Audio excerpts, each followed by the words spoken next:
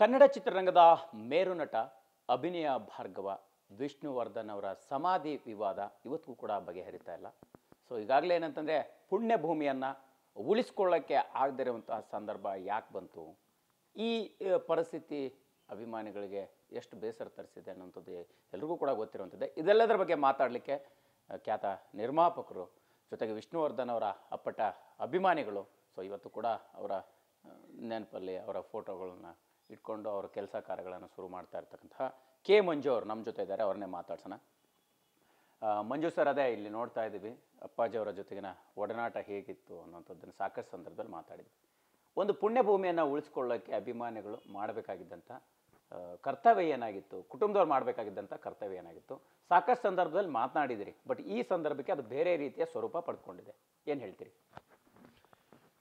ಇವತ್ತು ಸಾಹಸ ಡಾಕ್ಟರ್ ವಿಷ್ಣುವರ್ಧನ್ ಅವರ ಅಂತಿಮ ಕಾರ್ಯ ಮುಗಿದ ಜಾಗನ ಉಳಿಸ್ಕೊಳ್ಳೋಕ್ಕೆ ಯಾವ ರೀತಿ ಸಫರ್ ಆಗ್ತಾಯಿದೆ ಅಭಿಮಾನಿಗಳಾಗ್ಬೋದು, ಮನೆಯವರಾಗ್ಬೋದು ಅಂದರೆ ನಿಜವಾಗಲೂ ಮೊನ್ನೆ ಇದು ಕರಾಳ ದಿನ ಅಂತ ಹೇಳೋಕ್ಕೆ ಇಷ್ಟಪಡ್ತೀನಿ.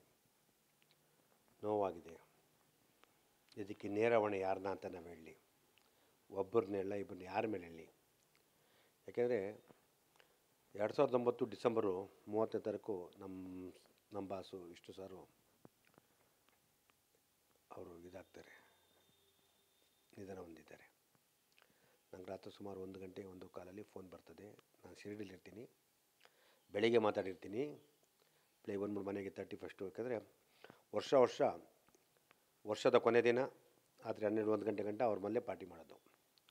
ಗೋಕುಲಾಷ್ಟಮಿ, ಇದು ದಸರಾದ 3 ಫಂಕ್ಷನು ನಾವು ಇಡೀ ನಮ್ಮ ಫ್ಯಾಮಿಲಿ ಅಲ್ಲೇ ಇರ್ತದೆ. ಯಾಕೆಂದರೆ ಅವ್ರದ್ದು ತುಂಬ ಹತ್ತಿರವಾದ ಫ್ಯಾಮಿಲಿಗಳು ಮಾತ್ರ ಅವತ್ತು ಮನೇಲಿ ಕಾರ್ಯಕ್ರಮದೆಲ್ಲ ಭಾಗವಹಿಸ್ತಾರೆ. ಆಯ್ತಣ್ಣ ಬರ್ತೀವಿ ಅನ್ನೋ ಬಂದ್ಬಿಟ್ಟು ಗುರುಗಳಾದ ಆಶೀರ್ವಾದ ಹೋಗಿ ಶಿರಡಿಗೆ ಹೋಗಿ ಮಾಡಿದ್ದೀನಿ ಅಂದ್ಕೊಂಡು ಬರ್ತೀನಿ. ಆದರೆ 1 ಗಂಟೆ ಫೋನ್ ಬಂದಾಗ ನನ್ನ ವಿಷ್ಣು ಸೇನಾ ಸಮಿತಿ ಅಧ್ಯಕ್ಷರಾದ ಪ್ರಸನ್ನ ಅವ್ರು ಫೋನ್ ಮಾಡ್ತಾರೆ. ಈಗ ಆಗ್ಬಿಟ್ಟು ಏನು ಮಾಡ್ತೀವಿ, ಮಲಗಿಲ್ಲ ಶಿರಡಿಲಿದ್ದಾಗ ಅಯ್ಯೋ ಟೆನ್ಷನ್. ಟ್ರೈನಲ್ಲಿ ಬರ್ತಾ ಇರ್ತೀನಿ. ಬೆಳಿಗ್ಗೆ 12 ಗಂಟೆ ಟ್ರೈನಿಗೆ 12:10 ಇಳಿತದೆ. 12:45 ಸೀದಾ ಅಲ್ಲಿಗೆ ನ್ಯಾಷನಲ್ ಕಾಲೇಜ್ ಗ್ರೌಂಡ್ ಬರ್ತೀನಿ. ನನಗೆ ಮೈಂಡೇ ಓಡಲ್ಲ.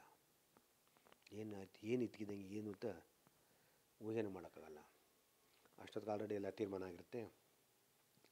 ನಾನು ಅಂದ್ಕೊಂಡೆ ಮೋಸ್ಟ್ಲಿ ಕಂಟಿನ್ಯೂದಲ್ಲಿ ಮಾಡ್ತಾರೆ ಅಂತ. ಇಲ್ಲೆಲ್ಲ ಅಂಬರೀಷ್ ಅವರೆಲ್ಲ ತೀರ್ಮಾನ ಮಾಡ್ಬಿಟ್ರೆ ಮನೆಯವ್ರ ಜೊತೆ ಕೂತ್ಕೊಂಡು ಮಾತಾಡಿ. ಇದಕ್ಕೆ ಪಾಪ ಮನೆಯವ್ರು ಯಾರು ತೀರ್ಮಾನ ಇಲ್ಲ. ಪ್ರಸನ್ನ ಅಂಬರೀಷ್ ಅವರು ಹೇಳಿದ್ದಾರೆ. ಒಬ್ಬ ಹಿರಿಯ ಕಲಾವಿದ ಅಂಬರೀಷನ್ನು ಹೇಳಿದ್ಮೇಲೆ ಯಾರು ಮಾತಾಡೋಲ್ಲ ಅಂತ ಸುಮ್ಮನಾಗೋದು. ಬಾಲಕೃಷ್ಣ ಸ್ಟುಡಿಯೋದ ಮಾಡ್ತಾರಂತೆ ಮಾತಾಡೋ ಜಾಗ. ಸರಿ ಬಿಡಿ, ಒಂದೊಳ್ಳೆ ಜಾಗನೇ ಸಿಕ್ತು ಅಂತ ಎಲ್ಲ ಅಂದ್ಕೊಂಡಾದ ತಕ್ಷಣ ಸರ್ಕಾರದ ಇದ್ರ ಪ್ರಕಾರ ಎಲ್ಲ ನಿಯಮಗಳು ಚೆನ್ನಾಗಿ ಅಚ್ಚುಕಟ್ಟ ಕಾರ್ಯಕ್ರಮ ಆಯಿತು.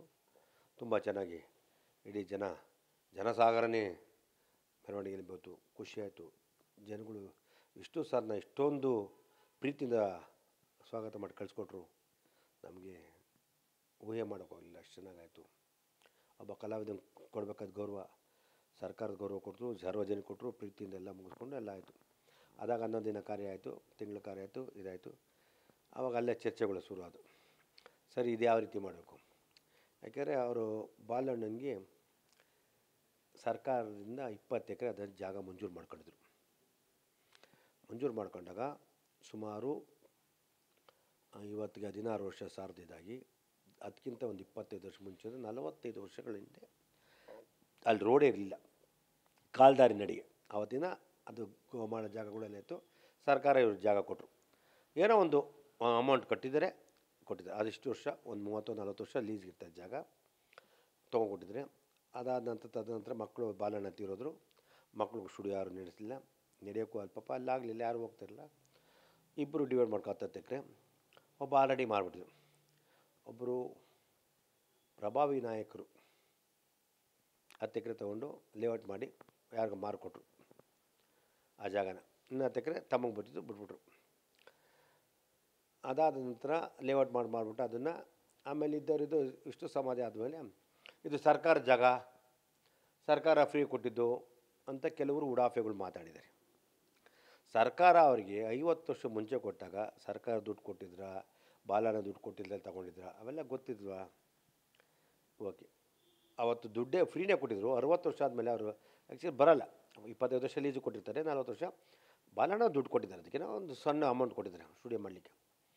ಕೆಲವರು ಫೀ ಕೊಡಲಿ, ಯಾಕೆ ಕೊಡಬೇಕು ಅಂತ ಅದಕ್ಕೆ ಅದ್ರ ಗೊಂದಲ ಶುರುವಾಯಿತು.